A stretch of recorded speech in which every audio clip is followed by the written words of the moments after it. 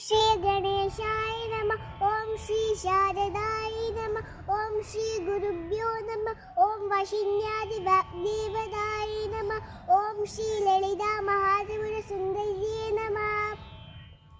सिंदूरारुण विग्रहां Trinayana माणिक्यमौलिस्फुरत्तारा नायकश्रीकया स्मितमुखीमाभीनवक्षोरुहां पाणिभ्यामलिपूर्णरत्नदिशिगं यत्तोल्पलं बिभ्रतीं सौम्यां रत्नकटस्थरक्तचरणां ध्याये परामम्बिकाम्।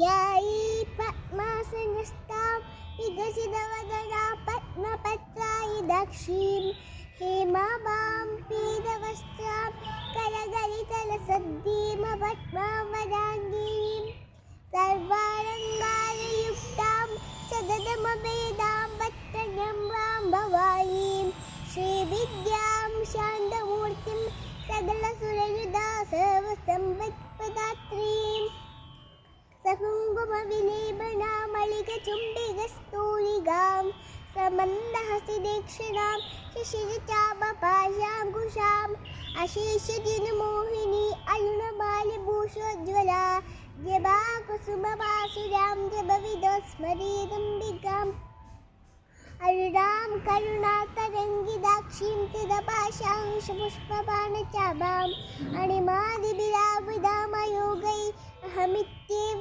विभावये भवानीम्। Om